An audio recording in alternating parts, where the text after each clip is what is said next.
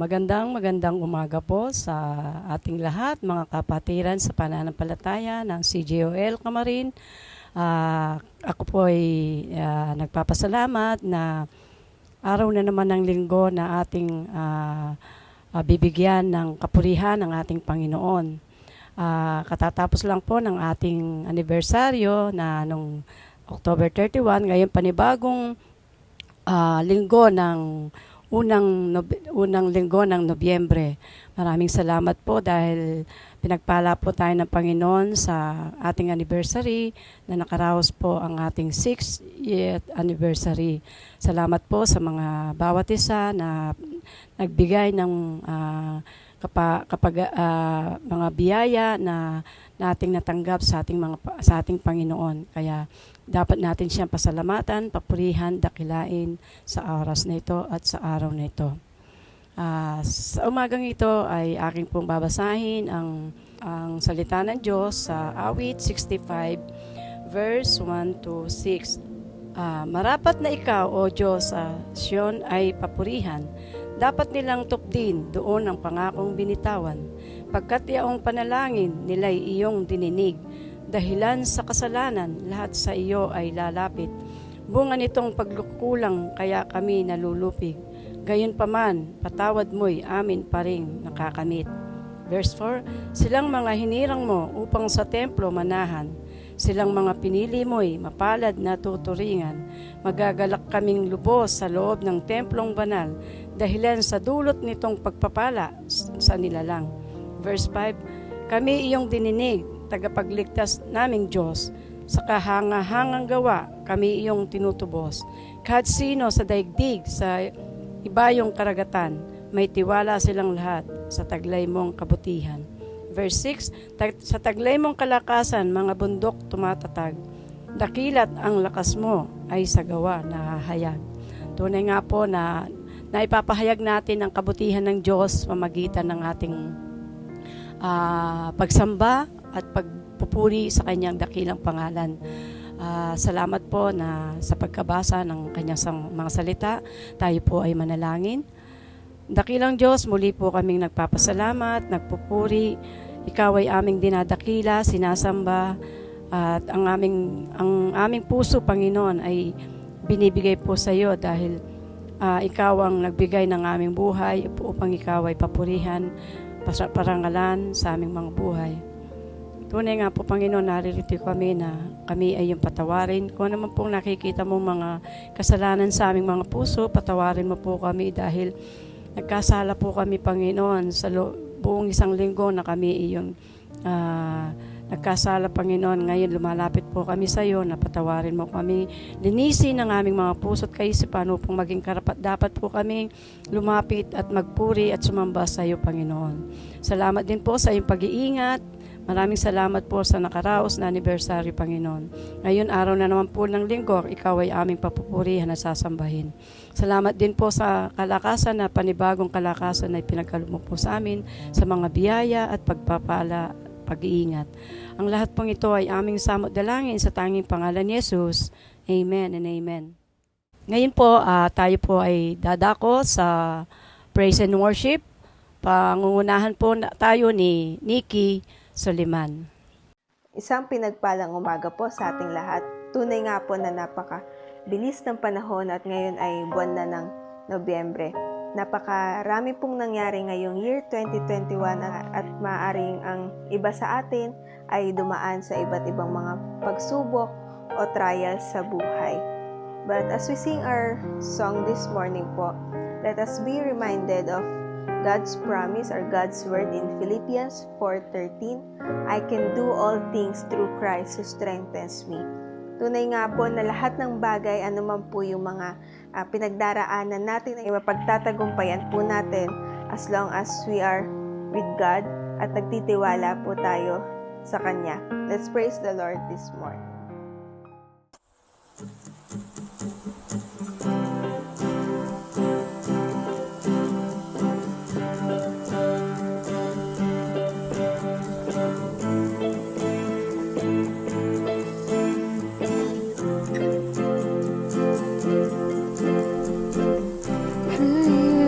I can do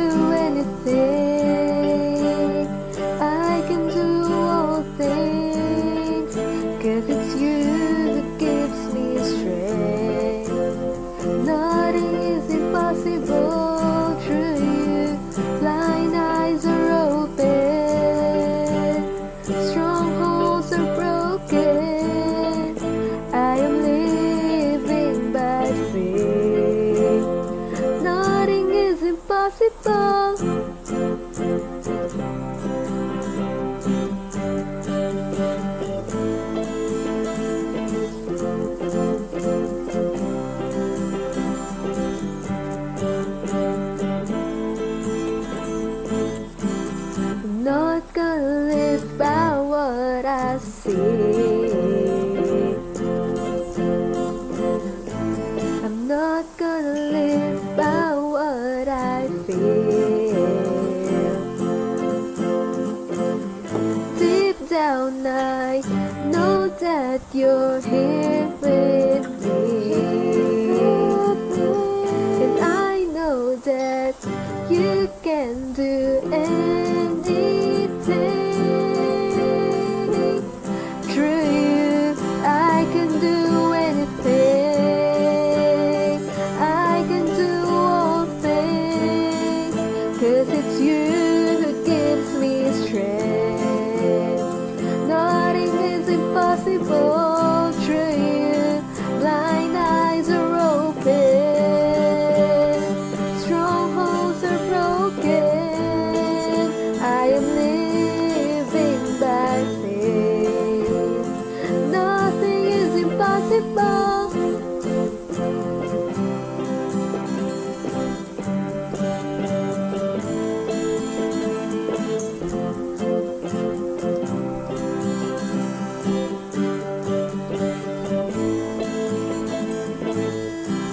I'm not gonna live by what I see. I'm not gonna live by what I feel. Deep down I know that you're here with me, and I know that you can do anything. Through you I can do anything. I can do all things, 'cause it's you who gives me strength. Nothing is impossible through you. Blind eyes are open, strongholds are broken.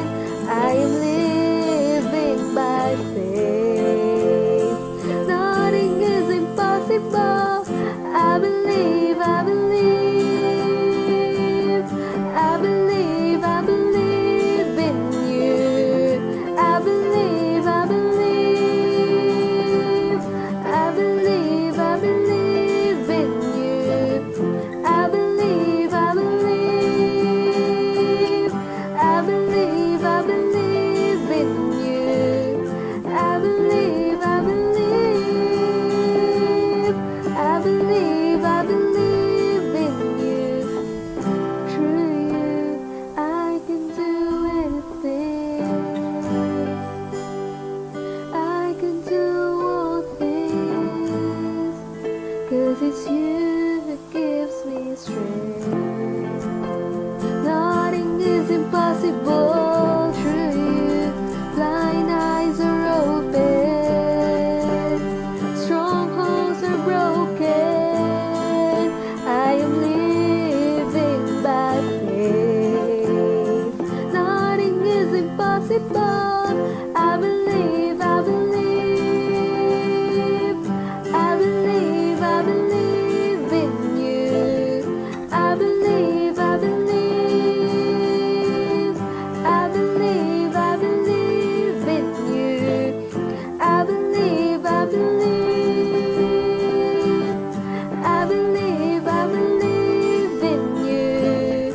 I believe, I believe, I believe, I believe in you, Lord.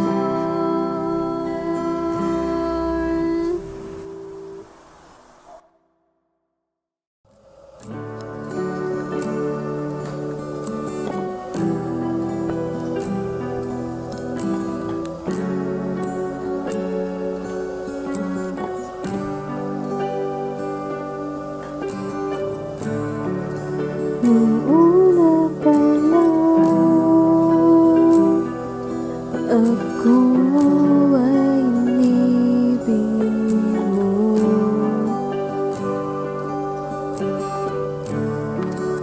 Binigay mong lahat, mahanap mo lang ako.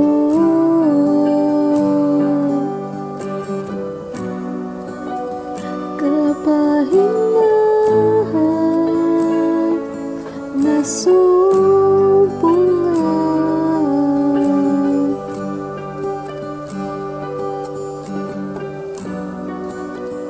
at kagalakan, kalakasan natagpuan.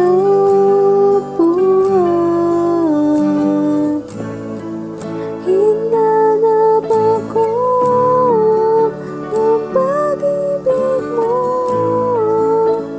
kasaganahan nararanasan, may kapayapaan at kaligtasan. Jesus, ikaw ang kapahingahan ko.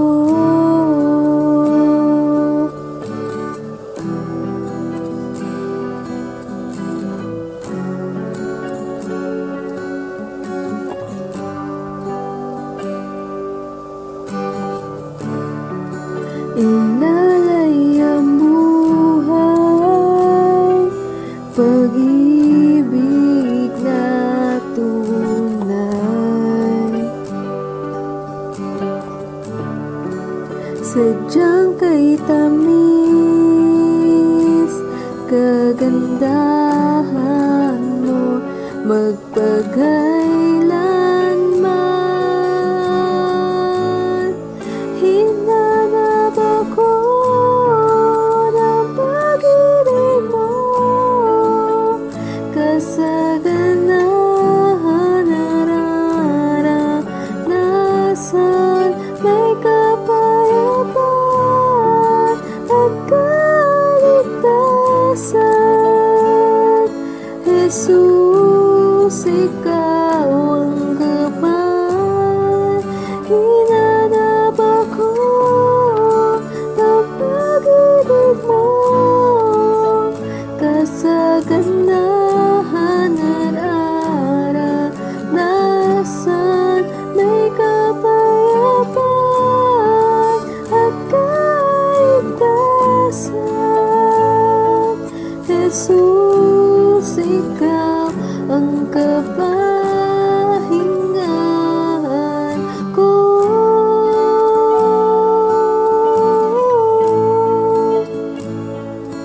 Jesus, ikaw ang kapahingahan ko.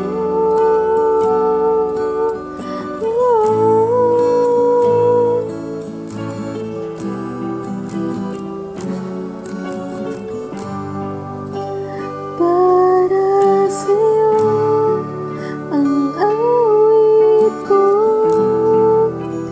para sa'yo ang tinig ko,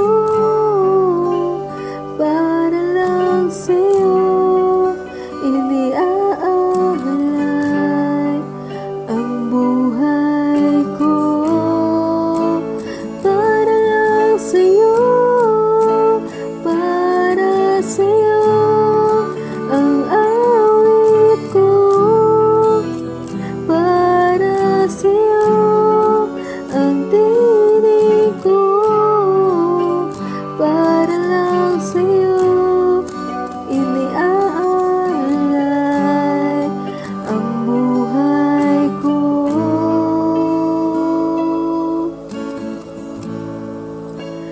para lang sa'yo.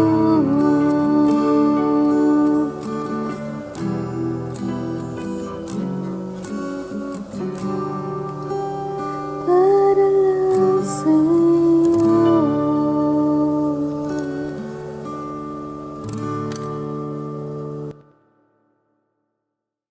Ihanda na po natin ang ating mga puso sa pakikinig ng salita ng Diyos, na kung saan ay bibigay po natin ang ating ang ating oras at kaisipan at ang ating puso sa pakikinig ng kanyang salita sa pamagitan ni Pastor Elmer Miguel.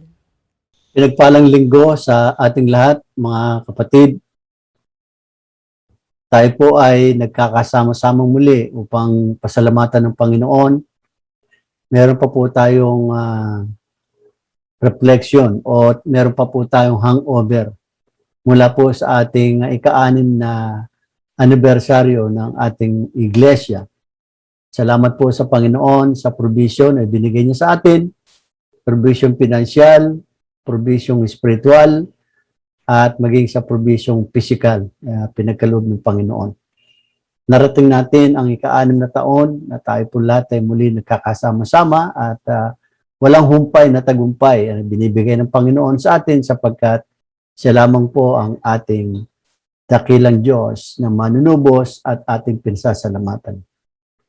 At sa oras na ito ay muli ay sa unang linggo ng buwan ng Nobyembre ay muli ay pag-uusapan po natin kung paano ay hindi tayo nakadalaw sa mga puntod ng ating mga mahal sa buhay. At dahil nga po sa pandemya, pinaghiwalay tayo ng pagkakataon na ito na hindi natin nais. At maging ang mga tao, lahat po ng mga naulila ay hindi po masyadong nagkaroon ng masayang pagdiriwang dahil nga po sa pandemya. At walang biyahe, pinagbabawal ang social gathering, nandun po yung mga bawal ang mga bata sa lansangan, kung kaya tayo ay hindi nakapunta sa ating mga dapat na puntahan upang dalawin ang ating mga mahal sa buhay. Ang pag-uusapan po natin ay patungkol po sa tinatawag na pagyao, paghihiwalay o kung saan ay nawala yung ating mga mahal sa buhay at ano ba ang mga chances nito na tayo ay muli pang magkakasama-sama. At bago natin tunghayan yan ay tayo po muna ay manalangin. Makapangyarihang Diyos sa mga banal, nagpupuri kami at nagpapasalamat sa muling pagsasalop-salo namin ng iyong mga salita. Tulungan mo po kami, Panginoon, na ang mga salita mo ay kami ay iyong turuan, tulungan at gabayan sa aming pong pag-aaral na ito. Na sana po, Panginoon, ang aming mga buhay, ang aming mga puso ay linisin mo po kami, Panginoon, patawarin sa lahat ng aming mga pagkakasala. Bigyan mo kami, Panginoon, ng banal na pamumuhay, banal na kaisipan. Ang iyong mga salita ay aming pong marinig at maipamuhay ito sa aming pang-araw-araw na pamumuhay. Wala pong halaga ang pakikinig lamang kung walang pong pagsasabuhay. Ang dalangin po namin, Panginoon, sana po ay bigyan mo po kami ng lakas ng pananampalataya na ang mga salita mo ay amin pong marinig at maunawaan at maisabuhay ito upang sa ganun, Panginoon, ay malwalhati ka sa aming mga buhay. Kasiyan mo po kami lahat ng iyong banal na espiritu at bigyan mo po kami ng kabanalan, ng karunungan na manggagaling sa iyo. Amang banal, maraming salamat po sapagkat ikaw po ang siyang magpapala sa amin sa patnubay ng iyong makapangyarihang banal na espiritu at ang iyong makapangyarihang anak na si Jesus. Amen. Amen at amen. Atin pong basahin mula po sa aklat po ng Roma, chapter 8, verses 35, 37, hanggang 39. Narito po sa wikang Ingles, "Who shall separate us from the love of Christ? Shall tribulation, or distress, or persecution, or famine, or nakedness, or danger, or sword?"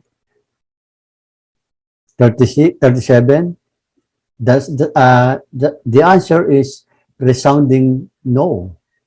In all these things, we are more than conquerors through Him who loved us. 38, "For I am sure that neither death nor life, nor angels, nor rulers, nor things present, nor things to come, nor powers, nor height, nor depth, nor anything else in all creation will be able to separate us from the love of God in Christ Jesus our Lord. Basahin naman po natin sa wikang Tagalog. Sino ang makapaghihiwalay sa atin sa pag-ibig ni Kristo? Ang kaguluhan kaya? Ang kapigatian? Ang pag-uusig? Ang pagkagutom? Kahirapan? Panganib? O kamatayan? Hindi. Sabi niya doon, hindi. Sa lahat ng mga ito'y tayo'y siguradong magtatagumpay sa pamamagitan niya na nagmamahal sa atin. Sapagkat natitiyak kung walang makapaghihiwalay sa atin sa kanyang pag-ibig. Kahit sa kamatayan o ang kamatayan, ang buhay, ang mga anghel, ang mga pamunuan, o ang mga kapangyarihan, o kasalukuyan, ang hinaharap, ang kataasan, ang kalaliman, o kaalinmang nilalang ay hindi makapaghihiwalay sa atin sa pag-ibig ng Diyos na ipinagkaloob sa atin sa pamamagitan ni Kristo Jesus na ating Panginoon. Purihin po ang Diyos sa pagkakabasa ng kanyang mga salita na ito po ay ating tutunghayan. Pinamagatan po natin ang ating pong pag-uusapan ngayon, the conquering love of Christ. Ang mananagumpay na pag-ibig ng ating Panginoong Jesucristo. So sa ating pong pag-uusapan ngayon, ang Romans chapter 8 ay isang congratulatory letter. Meron po siyang assurance. Meron pong katiyakan ang Romans chapter 8 na pag-uusapan natin ngayon. Doon pa lamang sa verse 1 ay nagbigay na siya ng pahiwatig na there is now no condemnation to those who are in Christ Jesus. Wala nang paghatol sa sinumang nakipag-isa kay Kristo. Sa bandang 38 hanggang 39, sabi niya, nakatitiyak ako na walang makapaghihiwalay sa atin sa pag-ibig ng Diyos sa pamamagitan ni Kristo Jesus. Maging ang kamatayan, maging anumang pag-uusig, maging ang kahirapan, maging ang mga anghel sa langit at maging ang mga kapangyarihan dito sa lupa. Maging ang nakaraan, maging ang bukas, maging ang mangyayari sa kinabukasan, ay hindi po makapaghihiwalay sa atin sa pag-ibig ng Diyos. At ito po ang ating pag-uusapan. Bakit? Ano ba ang mga katiyakan na yon na sinasabi ni Pablo na kung saan itong Romans chapter 8 ay kinukongratulate na tayo ni Pablo na hindi tayo pwedeng paghiwalayin ng pag-ibig ng Diyos.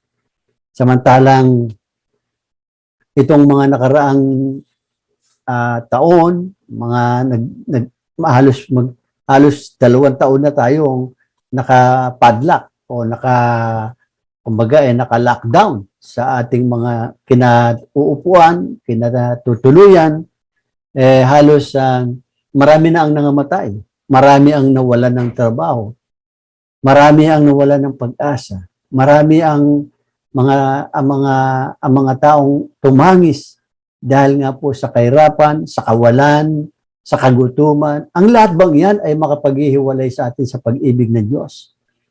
Tayo po ay binibigyan ng pagkakataon na tayo isipin nating mabuti na maging ang Diyos natin ay kasama natin, maging sa lahat ng sandali ng ating buhay na hindi tayo iniwan at walang makapaghihiwalay sa atin sa pag-ibig ng Diyos sa atin, sapagkat natitiyak natin na ang Diyos ay kasama natin sa lahat ng sandali ng ating buhay. Ang salitang paghihiwalay ay halos ayaw natin itong mapakinggan.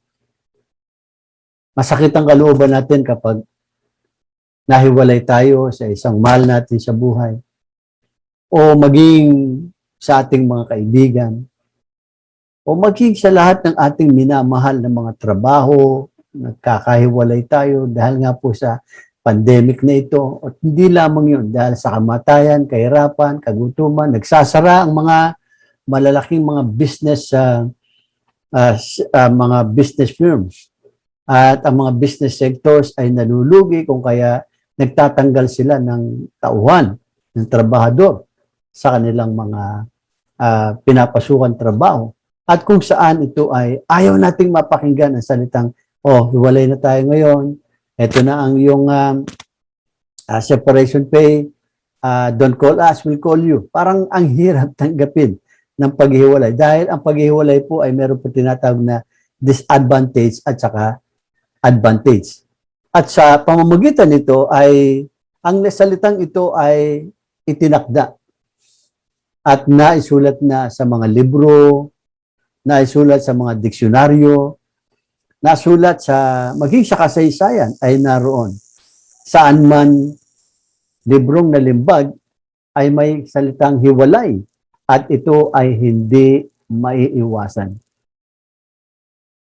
Sa makatuwid, walang permanenteng pananatili sa mundong ito. Mag-isip nga kayo at mag-mention nga kayo ng isang taong nabuhay, naipanganak at hanggang ngayon ay buhay.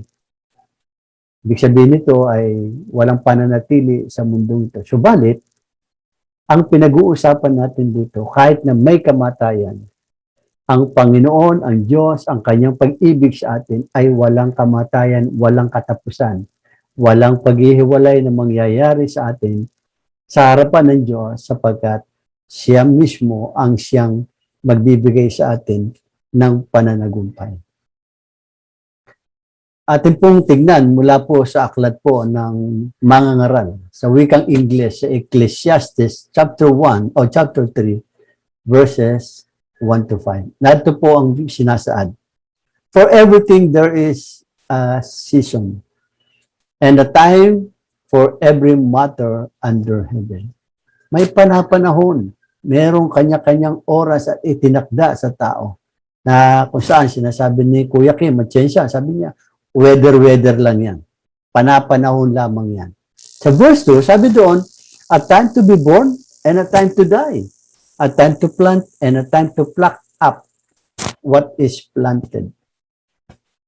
Merong ang araw ng kapanganakan at merong araw ng kamatayan.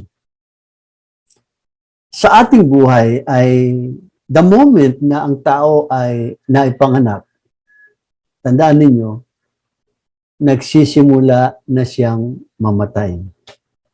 Hindi lang natin alam kung kailan yung kamatayan na yon. Hindi natin alam kung hanggang saan ang hangganan ng ating buhay. Subalit, ipinapaalala sa atin ng Panginoon, hindi tayo pwedeng pag-iwalayin maging ng kamatayan sa pag-ibig ng Diyos sa atin. Verse 3, a time to kill and a time to heal, a time to break down and a time to build up. Yung mga nasirang mga relasyon ay meron din po namang pagtatama sa relasyon. Yung mga tamang relasyon ay meron din naman pong nasisirang relasyon. Sa verse 4, a time to weep and a time to laugh, a time to mourn and a time to dance. Merong pagtangis, merong pagtawa, merong merong araw ng kalungkutan at merong araw ng pagtatagumpay, ng pagsasayaw. At sabi po sa verse 5, a time to cast away stones and a time to gather stones together. A time to embrace and a time to refrain from embracing. Well, ang mga mahal natin sa buhay, habang nabubuhay sila ngayon, yakapin na natin. At yung mga mahal natin sa buhay ay huwag natin silang ang tawag nito ay bigyan natin sila ng kahalagahan sa buhay natin ngayon. Lalong-lalo na sa mga may edad na, sa mga tinatag na mga senior citizen pataas, o yung may mga karamdaman na meron pong tinatawag na sila po ay nasa mga departure area na. At itong mga taong ito na mahalaga sa buhay natin ay minsan isang araw ay iiwanan tayo at mawawala, maglalaho at tatangis tayo. Yakapin na natin sila hanggat kaya natin silang yakapin. Dahil pagdating ng araw, wala na tayong mayayakap ng mga mahal sa buhay. Maging ang ina, maging ang ama, maging ang lola at lolo, ang mga kapatid natin, mga kaibigan natin. Iyakapin na natin hanggat maaari, bigyan natin sila ng kahalagahan sa buhay. So, tingnan natin ngayon ay there is a time to begin and a time to end. There is a time to start and a time to finish. There is a time to open and there is a time to close. There is a time to gain and there is a time to lose from gaining. Minsan nababankrupt tayo, nalulugi. May katapusan ang lahat ng bagay at maging ang buhay sa mundong ito ay may hangganan. Basahin natin mula po sa aklat ng mga Hebreo. Chapter 9, verse 27, ang sabi po ganito, itinakda sa mga tao na sila'y minsang mamamatay at pagkatapos ay paghuhukom. Sa mga sinasabi nito, maging ang kamatayan ay may hangganan. May katapusan ang kamatayan. Tingnan niyo, minsan sa mga tao, itinakda sa tao ang minsang mamamatay. Pagkatapos ng kamatayan ano, meron pong paghuhukom, merong paglilitis, merong pagsusuri na ang tao sa oras na siya ay yumao, namatay, sa harapan ng Diyos, siya ay huhukuman. Siya ay lilitisin. So, tulad ng ikinakasal, sa simula pa lamang ay sinasabi na sa kanilang pagsasama, na sabi doon, till death do us part. Ang kamatayan lang ang makapaghihiwalay sa atin. So kung ang kamatayan ang makapaghihiwalay sa kanila, kapag sinuri natin mabuti ito, tanong, totoo ba na kamatayan ang makapaghihiwalay sa mag-asawa o sa isang sagradong pagsasama? Tandaan natin, tayo ay katawan ni Kristo. Ang iglesia, ang mga mananampalataya, ang kalipunan ng mga mananampalataya ay bahagi sa katawan ni Kristo. At ang katawan na ito ay itinuturing na pag-aari ng Panginoon. O tinatawag sa isang tinatawag na pagsasama ay asawa. Asawang babae ng Panginoong Jesucristo ang iglesia. So itinuturing na ang iglesia, ang mananampalataya, ay itinuturing na mahalaga sa piling ng Diyos. At dahil dito, pag-uusapan po natin, bakit kaya? Ano kaya ang dahilan na sinasabi ni Pablo dito sa Romans chapter 8, na kung saan ay it is a congratulatory word, congratulatory topic, na ang ating buhay ay may katiyakan. Verse 1, wala nang paghahatol sa mga taong nakipag-isa kay Kristo. Verse 38 and 39, natitiyak ko, tayo ay higit pa sa mga mananagumpay at walang makapaghihiwalay sa atin sa pag-ibig ng Diyos sa pamamagitan ni Kristo. Maging ang kagutuman, kamatayan, maging ang lahat ng mga bagay ng mga kapangyarihan sa mundong ito, sa mundong sa kaitaasan, sa kalaliman, maging ang lahat ng mga tao ng mga na nagdaan at maging ang kinabukasan at ang darating pa. Ang sabi doon, tinitiyak ni Pablo na walang makapaghihiwalay sa atin sa pag-ibig ng Diyos. Nais kong basahin mula po sa aklat po ng Biblia na wala po rito at babasahin ko lamang nito na inuudyok sa atin ng banal na Espiritu. Sa mga taga-Roma, chapter 5, verses 1 and then verses 8 to 11. Sapagkat napapawalang sala na tayo sa pamamagitan ng ating pananampalataya. Because ang tema po ng aklat ng Roma ay yung the righteousness of God, which is imparted to everyone who has a right relationship with Christ. Tayo po ay matuwid sa harapan ng Diyos. At sa pagkakaroon natin ng katuwiran na yan, sabi doon ay Pinawalang sala tayo sa pamamagitan ng pananampalataya. Mayroon tayong mapayapang relasyon. Hindi na tayo kaaway ng Diyos. Sabi doon, meron tayong mapayapang relasyon sa Diyos sa pamamagitan ng Panginoong Jesucristo na siyang laging namamagitan sa atin at sa Diyos. Sabi nga doon sa Romans chapter 8, sabi doon, sinong hahatol sa atin? Ang Diyos nga ang nagpapawalang sala sa atin. Sino ang laban sa atin? Kung ang Diyos ay panig sa atin. That is what Paul is trying to emphasize, that this book of Romans sa chapter 8 is a congratulatory message to all who merong tiyak tiyak na relasyon sa ating Panginoon. Verse 9, sabi doon sa verse 9. O sa verse 8 muna, sabi doon. Ngunit ipinadama ng Diyos ang kanyang pag-ibig sa atin nang mamatay si Kristo para sa atin noong tayo'y makasalanan pa. Imaginin mo ang lahat ng ito, na ang lahat ng kasalanan mo, namatay si Kristo para sa iyo. Verse 9, kaya sa pamamagitan ng kanyang dugo doon sa krus ng Kalbaryo, tayo ngayon ay napapawalang sala. That is the righteousness of God. At tiyak na maliligtas tayo sa puot ng Diyos. Verse 10. Dati tayo'y kaaway ng Diyos. Ngunit tinanggap na niya tayo bilang mga kaibigan sa pamamagitan ng pagkamatay ng kanyang anak.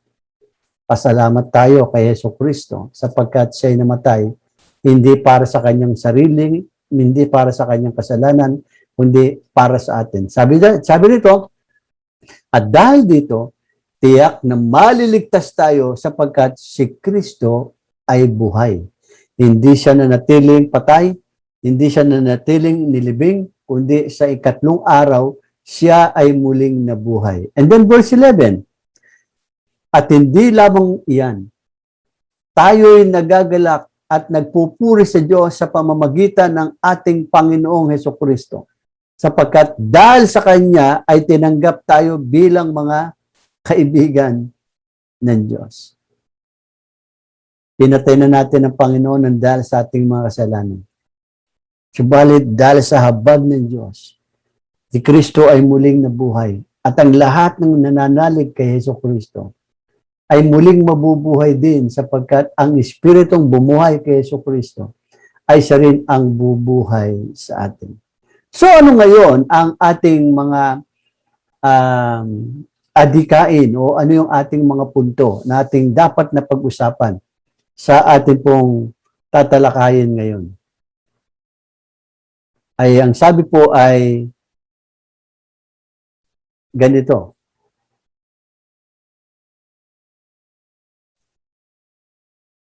Number one, the conquering love of Christ, sabi doon, because God is a promise keeper. Siya po ang nangangako. Natutuparin niya ang lahat ng kanyang mga pangako.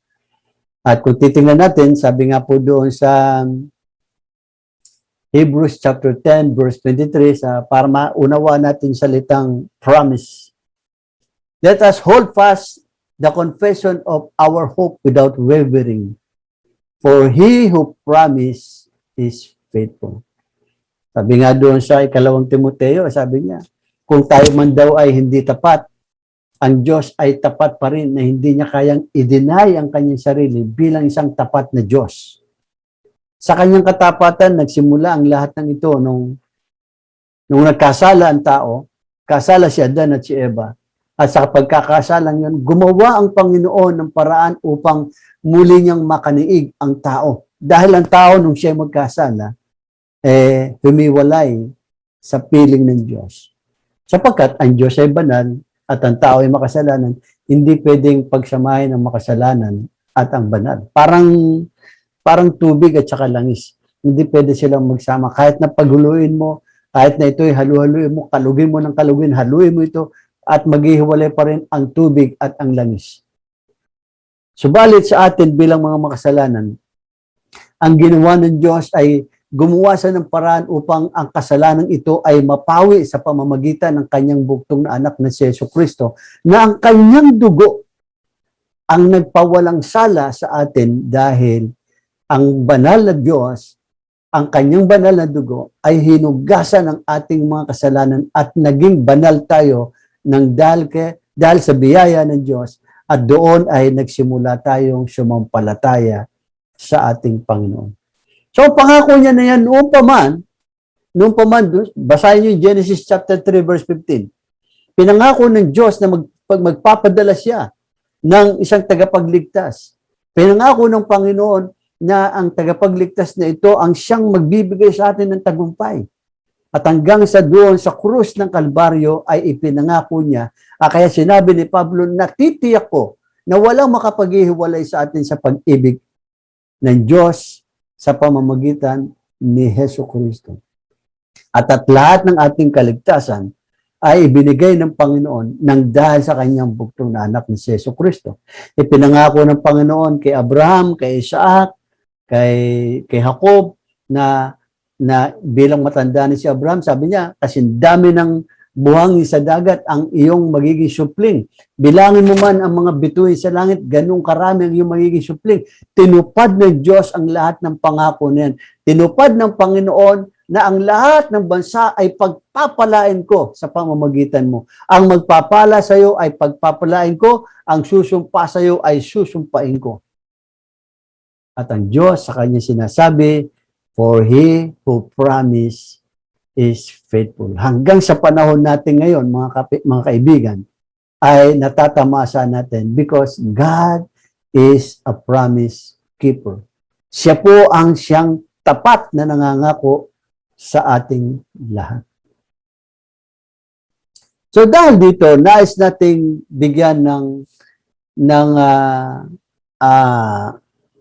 pasasalamat ang Diyos natin dahil kailanman ay hindi nagkulang ang Diyos. Sa ating mga pandemya, 2 taon na tayong nagtatago at nananalangin at naghihimutok ang ating mga puso na hindi tayo makaalis, hindi tayo makapasyal, hindi natin mabisita yung mga kaibigan natin, hindi tayo makalayo dahil ipinagbabawal ng ating gobyerno na magkaroon po ng social gathering. At dahil dito ay pasalamatan natin ng Panginoon sa lahat ng pagkakataon. Maging ang mga kahirapang ito, kagutuman na ito, at maging ang kamatayan. Maging ang mga mahal natin sa buhay na inagaw ng kamatayan. Doon pa rin masasabi natin na makakasama pa rin natin sila sa buhay na walang hanggan, sapagkat ang pag-ibig ng Diyos ay patuloy na nagliligtas sa ating lahat. Kung nais mo man, kung ikaw man ay wala pang relasyon sa Panginoon, hindi mo pa tinanggap ang Panginoon bilang tagapagligtas ng iyong buhay. Kung nais mong magkaroon ng pangako ng Panginoon that God is a promise keeper, tanggapin mo si Jesus bilang tagapagligtas ng iyong buhay. Kilalanin mo na ikaw ay makasalanan. Aminin mo na ikaw ay makasalanan at sumampalataya ka sa Kanya, kay Jesucristo, at magkakaroon ka ng buhay na walang hanggan, sapagkat maging ang kamatayan ay hindi makapaghihiwalay sa atin sa pag-ibig ng Diyos.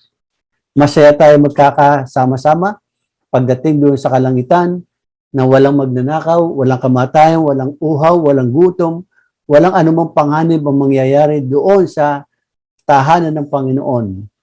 At dahil doon, tayo ay, ngayon pa lang, tayo ay mananagumpay na. So, God is a promise keeper.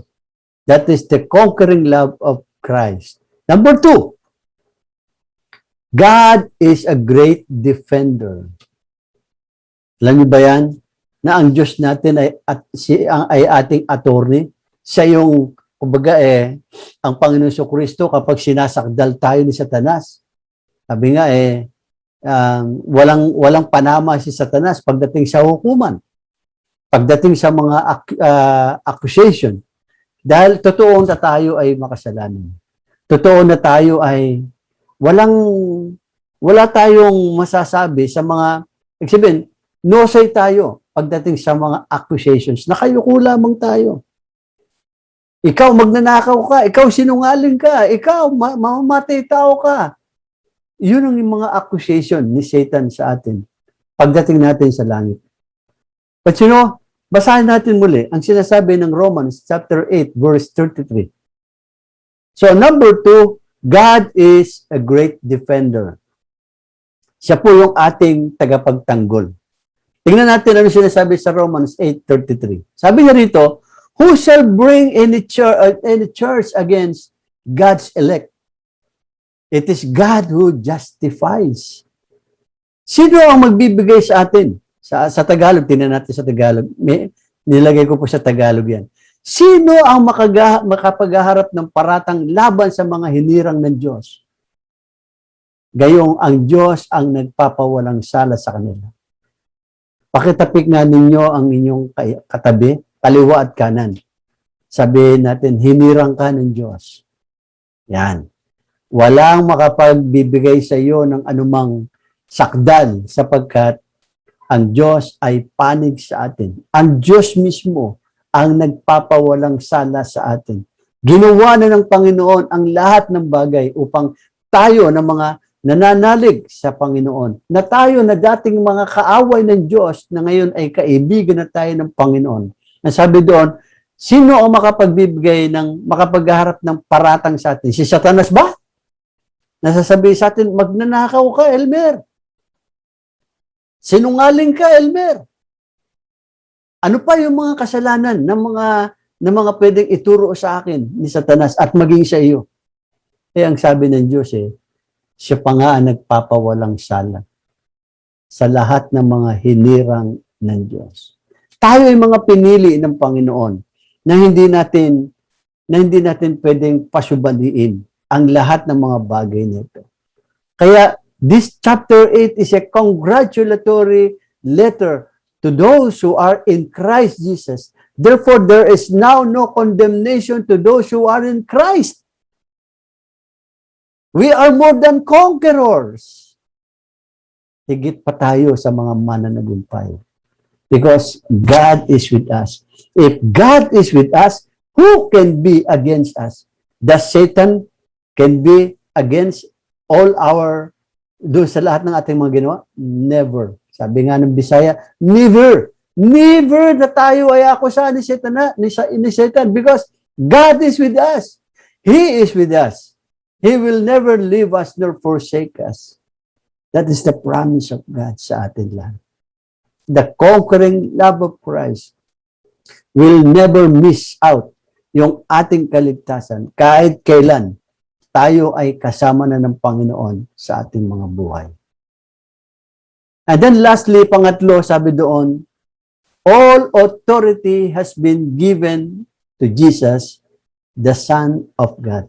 Ang lahat daw ng kapangyarihan ay ipinagkaloob na kay Jesucristo, na siyang kataas-taasang anak ng kataas-taasang Diyos. Sino ang laban sa atin? All authority has been given to Jesus. Ano sabi sa Matthew 28 verse 18? Lumapit si Jesus at sinabi sa kanila, ibinigay na sa akin ang lahat ng kapangyarihan sa langit at sa lupa.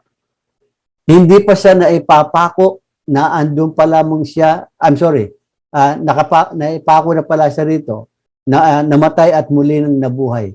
At ngayon, sinasabi ni Jesus ng harapan sa kanyang mga alagad, ibinigay na sa akin ang lahat ng kapangyarihan sa langit at sa lupa. At siya ay muling umakyat sa kaitaasan na sinasabi ng Panginoong Jesucristo. Therefore, ano ang sinasabi niya ngayon na ang Panginoong Jesucristo? Tingnan natin ulit sa verse 1 and 2 ng chapter 8. Sabi niya, kaya nga hindi nahahatulang maparusahan ang mga taong nakipag-isa na kay Kristo Jesus. Kapatid, kaibigan, kung hindi ka pa nakikipag-isa kay Kristo bilang Panginoon tagapagligtas ng iyong buhay, tanggapin mo na siya. Kilalanin mo siya bilang Panginoon at tagapagligtas ng iyong buhay. Ang mga kasalanan mo ay talikuran mo na. Iwaksi mo na ang lahat ng anumang pandaraya, panloloko, pagsisinungaling, mga bagay na hindi gawain ng isang tunay na Kristiyano. Ang tunay na Kristiyano ay sumusunod sa mga salita ng Panginoon. Ang tunay na Kristiyano ay nananalig sa Panginoong Jesucristo. Kaya, ang sabi doon, hindi nahahatulang maparusahan ang lahat ang mga taong nakipag-isa na kay Kristo. Kung ikaw ay isa sa mga nakipag-isa na kay Kristo, that is a congratulation. Congratulations dahil magkikita tayo sa langit. Magkikita tayo dun sa finals. Kasama natin ang mga anghel. Kasama natin ang mga mahal natin sa buhay na wala ng pagdurusa, wala ng pagkagutom, wala ng anumang bagay na kahirapan. At hindi tayo ibubulit sa apoy ng impyerno. Kung ikaw man ngayon ay nagkakasakit, ang buhay mo doon sa kalangitan ay mawawala na ng karamdaman, tayo ay magiging perpekto na sa ating pamumuhay sapagkat ang Diyos ay perpekto at tayo ay bibigyan ng panibagong buhay at panibagong katawan na kailanman ay hindi na mamamatay. Dahil wala na po tayong kaparusahan. Verse 2, ano sabi doon? Wala na ako sa kapangyarihan ng kasalanan at kamatayan. Sa makatuwid, ikaw at ako na itinuturing na banal ng Diyos na meron tayong pakikipag-isa kay Kristo, wala na tayo sa kapangyarihan ng kasalanan at kamatayan. Nakuha niyo yun? Wala ka na sa kapangyarihan ng kasalanan at kamatayan. Sapagkat pinalaya na ako ng kapangyarihan ng Espiritong nagbibigay buhay sa pamamagitan ni Kristo Jesus. Pinalaya na tayo ng banal na Espiritu. Wala na yung laman, wala na yung kasalanan, wala na yung mga bagay na iniisip nating masama. Ngayon ang iniisip natin ay pawang kabutihan na sumusunod sa Panginoon at tayo ay nagmamahalan, pinapatawad natin ang lahat ng mga nagkasala sa atin. Ang ating mga pananalita ay hindi na nakakasakit ng damdamin, kundi ito ay pawang kapurihan sa Panginoon dahil tayo ay mga anak ng Diyos. So, sa ating pagtatapos, tignan natin, sino ang makapaghihiwalay sa atin sa pag-ibig ng Diyos? Meron ba? Sabi rito, number 1, nasa atin ang kanyang pangako na hindi tayo hatulang maparusahan. Ang banal na Espiritu ang siyang ating tatak o marka na hindi tayo hahayaan ng Diyos na malayo sa Kanya. So, sino ang makapag-iwalay sa atin sa pag-ibig ng Diyos? Wala. Sapagkat tayo ay tiyak na mga mananagumpay. We have to congratulate everyone who believe and who trust God at nagkaroon ng relasyon sa Panginoon. Tinanggap niya bilang Panginoon at tagapagligtas ng kanyang buhay ang Panginoong Jesucristo. So, sino ang makapag-iwalay sa atin sa pag-ibig ng Diyos? Number 2, natitiyak natin na handa tayong ipagtanggol ni Jesus sa hukuman ng Diyos at tanggapin ang pagpapatawad. Hindi po tanggapain yan. Tanggapin ang pagpapawalang sala sa ating mga ginawa. Kung aakusahan tayo ng Satanas sa harapan ng hukuman ng Diyos, ang sabi ni Jesus, pinatawad ko na sa kanyang mga kasalanan. At sasabihin ng Diyos, pinatawad na, not guilty. Alam niyo ba yun? Sasabihin ng Diyos, not guilty. Hindi tayo magiging guilty. Minsan sa harapan pa lamang ng hukuman, pagka tatanungin ka ng husgado. Okay, ano ba ang kwan mo ngayon? Ano ang plea mo? Not guilty. So ipaglalaban ngayon ng prosecutor mo yun, ng defense mo, tapos yung prosecutor ay kakalabanin yung defense at pagkatapos doon ay magkakaroon ng verdict ang hukuman. At sasabihin sa atin ng Ama, not guilty. Praise God. Kapatid, ano man ang lahat ng mga pinaggagawa mo ngayon, baguhin mo na ang mga salitang nakakainis, ang mga salitang nakakatisod, ang mga salitang hindi kapuri-puri sa Panginoon, ang mga pagmumura, paglalasing, lahat ng mga bagay na yun. Kaligtaan mo na, iwasan mo na. Sumunod ka sa Panginoon sa ilalim ng kapangyarihan ng banal na Espiritu sapagkat ang Diyos ay handang tumulong sa lahat ng iyong mga pangangailangan. And then lastly, sabi roon, napagtagumpayan na ni Jesus ang ating mga kasalanan nang siya'y napako, namatay, inilibing at muling nabuhay mula sa kamatayan.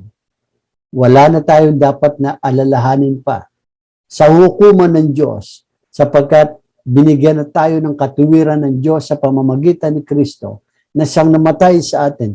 Dahil siya ay namatay, inilibing, at siya ay muling nabuhay. At ngayon ay nakaluklok sa kanang trono ng Diyos upang mamagitan sa pagitan natin sa Diyos at sa atin. At tayo ay patuloy na ipinapanalangin ng Panginoon. At binigyan pa tayo ng banal na Espiritu upang tulungan tayong manalangin sa mga bagay na hindi natin kayang ipanalangin. Kaibigan, this is a time of reckoning. Yung lahat ng mga ginawa mo, pagsisihan mo. Lahat ng mga bagay na naisip mo at nagawa at nasabi, pagsisihan mo. Sapagkat the conquering love of Christ will defend you. Pagdating natin sa hukuman ng Diyos, ng Ama, doon sa tinatawag na great, the judgment seat of Christ. At hindi tayo makakabilang sa tinatawag na Great White Throne. Dahil doon sa Great White Throne, lahat lamang ng mga taong hindi nanalig kay Kristo, sila ang harap doon sa Great White Throne. Pero kung ikaw ay tinanggap mo ang Panginoon bilang tagapagligtas ng iyong buhay, ang Panginoong Diyos ang siyang magbibigay sa atin ng tagumpay. So ngayon, anong masasabi natin? Natitiyak natin na walang sinuman ang makapaghihiwalay sa atin sa pag-ibig ng Diyos. Purihin po ang Panginoon. God bless you all. Tayo po ay manalangin. Dakilang Diyos sa mga banal, maraming salamat po sa iyo pong katapatan sa aming lahat. Na ngayon po ay tinatanggap po namin ang mga salita mo na hindi mo na kami hahayaang mahatulan sa sinumang nakipag-isa na kay Kristo. Nagkaroon ng relasyon sa Panginoong Kristo. Nagkaroon ng paglaya mula sa kasalanan at kamatayan ng dahil sa Espiritu ng Panginoon na nanasa sa amin ngayon. Panginoon, pagpalain mo po ang lahat ng mga nakikinig, at makikinig pa muli. Lahat ng mga nanood at nanonood at manonood pa ng video na ito. Naway ipadama mo po sa kanila, Panginoon, na ang iyong katuwiran ay pinagkaloob mo na sa amin sa pamamagitan ni Kristo. Dahil dito, Panginoon, amin pong tinatanggap ang aming sarili bilang mga makasalanan. Bilang hindi namin kayang iligtas ang aming mga sarili. Dahil sino po ang makapaghihiwalay sa amin sa pag-ibig mo, Panginoon? Maging kamatayan, maging kahirapan, maging kagutuman, maging ang pandemya na ito, Panginoon, ay hindi makapaghihiwalay sa amin sa iyong pag-ibig. At kung saan sinabi ni Pablo, natitiyak ko na tayo ay higit pa sa mga mananagumpay at walang makapaghihiwalay sa atin sa pag-ibig ng Diyos sa pamamagitan ni Kristo Jesus. Panginoon, pagpalaan mo po ang lahat ng mga nakinig at nawa ito'y ibahagi sa mga taong wala pong pag-asa sa kanilang mga buhay. At ipahintulutan mo po, Panginoon, ang banal mong Espiritu ay sumakanila, basbasan, na upang maipahayag ang iyong pag-ibig na kailanman ay hindi nagmamali, na walang makapaghihiwalay sa amin sa iyong pag-ibig. Salamat po, Ama, at ikaw, Panginoon, ang siyang aming itinataas at niliwalhati. Tayo na kanyang iglesia, tayo na kanyang mga tinawag, tayo na kanyang pinagtagumpay ng dahil sa kanyang pag-ibig. Sumainyo ang pag-ibig ng Amang Banal na nasa langit. Maging ang kaligtasan ng Panginoong Jesucristo ay sumagana sa inyong buhay. at ang pakikipisa ng banal na Espiritu ay manatili sa atin lahat, ngayon at magpakailanman. Ang lahat ng anak ng Diyos ay magsabi ng Amen, Amen, at Amen.